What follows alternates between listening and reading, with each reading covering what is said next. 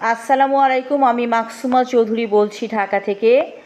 আজকে আমি আমার লেখা গল্পের বই কুহক সেখান থেকে একটি গল্প প্রতিশ্রুতি গল্পটির শেষ পর্ব পড়ছি। ফুলজান বিবির বুকের ভেতরটা হাহাকার করে ওঠে। তোর বাপে কি শুরু করছে? রাগ কইরা কই যায়? হ্যাঁ, আবার বিয়া করে নাই তো? পাতেনের মুখটা শুকিয়ে আছে, মনে হয় ভীষণ খিদে পেয়েছে ওর। আমি খুদের বউ আর আনতাছি, তুই মুখ ধুইয়া আয়, বলে ফুলজান বিবি। বাতেনের চোখে মুখে আনন্দ ঝিলিক দিয়ে ওঠে।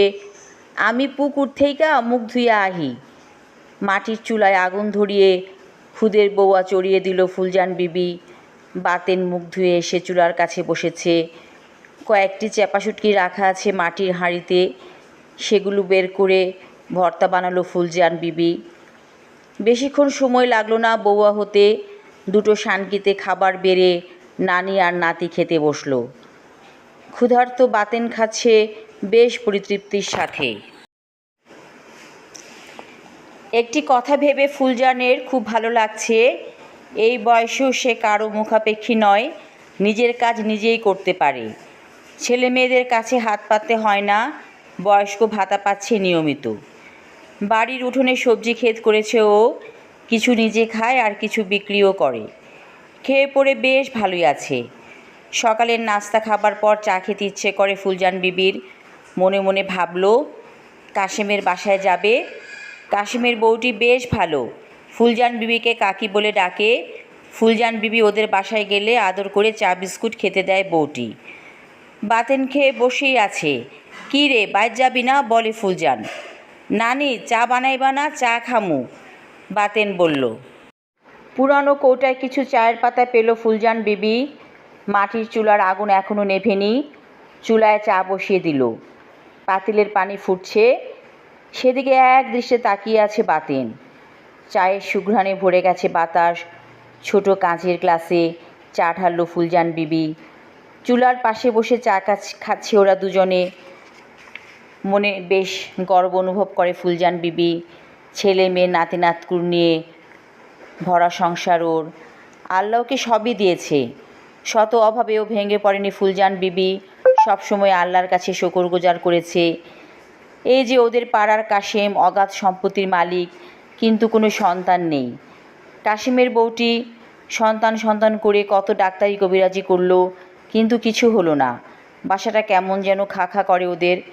ফুলজান বিবি ভাবে, আমি তো অনেক সুখী, বুইড়া খারাপ হইলে হইছে, এতে আমার কি? বাতেন খেয়াল করে ওর নানির চোখে অজানা সুখের আনন্দ যেন উপচে পড়ছে। নানি গো, আজ তোমার কি হইল? ক্ষণে হাসো, ক্ষণে মন খারাপ করো। এই স্যারা, বেশি কথা না কইয়া চা শেষ কর তাড়াতাড়ি। চা খেয়ে চলে গেল বাতেন। এখন অফুরন্ত অবসর ওর। দুপুরে কোনো রান্না করতে হবে না। খুদের ভাত যা আছে তা দিয়ে ওর একার খাওয়া হয়ে যাবে। অনেক দিন পর বেশ তৃপ্তির সাথে খেতে পেরেছে। 3টা কাঁথা একসাথে করে শুয়েছে, বেশ ওম লাগছে গায়ে। হাই স্কুলের মাঠে লাইনে দাঁড়িয়ে রিলিফের একটি কম্বল এনেছে ফুলজান বিবি। ট্রাঙ্কের মধ্যে যত্ন করে রেখে দিয়েছিল কম্বলটি। আবারও হাসি পায় ফুলজান বিবির। হায় খোদা, কি বলো দামি কম্বল উঠায় রাখছি কেন? শীত তো আসতেছে। কাঁথা সরিয়ে বিছানা থেকে নামলো। চৌকির নিচ থেকে ট্রাঙ্কে রাখা কম্বল বের করলো। নীল রঙের কম্বলটি গায়ে দিয়ে শুয়ে পড়ল বিছানায়। কি যে ভালো লাগছে, নিজেকে মনে হচ্ছে রাজরানী। অনেক দিন পর ওর স্বামী আজরফ উদ্দিন এলো ওর ঘরে। কি করতাছো বউ? অবাক হলো ফুলজান ওকে দেখে। কতদিন পর আমিরনের বাবা এলো ওর ঘরে। কষ্টগুলো তার পাথরের মতো শক্ত হয়ে বুকে জমে আছে। শুয়ে পড়ল আজরফ ওর পাশে। অনেক দিন পর ফুলজানের মনে হলো ও যেন প্রতীক্ষায় ছিল এই দিনটির জন্য। আজকের দিনটাকে ওর কাছে মনে হতে লাগলো অতীতের কোনো একদিন, যখন ও ছিল ষোড়শী। সদ্য বিবাহিতা ফুলজানের কাছে আজরফ যখন তখন ঘরে এসে খুনসুটিতে মেতে উঠত। আজরফ বলে, অহন থেকে আমি তোমারে সময় দিমু ফুলজান, আমার অনেক ভুল হইয়া গেছে। ফুলজানের কপালে হাত রেখে প্রতিশ্রুতি দেয় আজরফ উদ্দিন। বুকের মধ্যে কষ্টগুলো যেন বরফের মতো গলে যাচ্ছে। বুকটা বেশ হালকা লাগছে ফুলজান বিবির। আজকে আমি আমার গল্প প্রতিশ্রুতির শেষ পর্ব পড়লাম। আশা রাখছি ভালো লাগবে।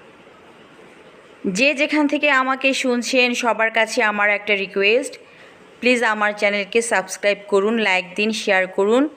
নিত্য নতুন ভিডিওগুলো পেতে হলে আমার চ্যানেলের নাম হচ্ছে মাকসুমা চৌধুরী। সবাই ভালো থাকুন, সুস্থ থাকুন। শুকর আলহামদুলিল্লাহ আমিও বেশ ভালো আছি। আপনারাও ভালো থাকুন। সবার ওপর শান্তি বর্ষিত হোক।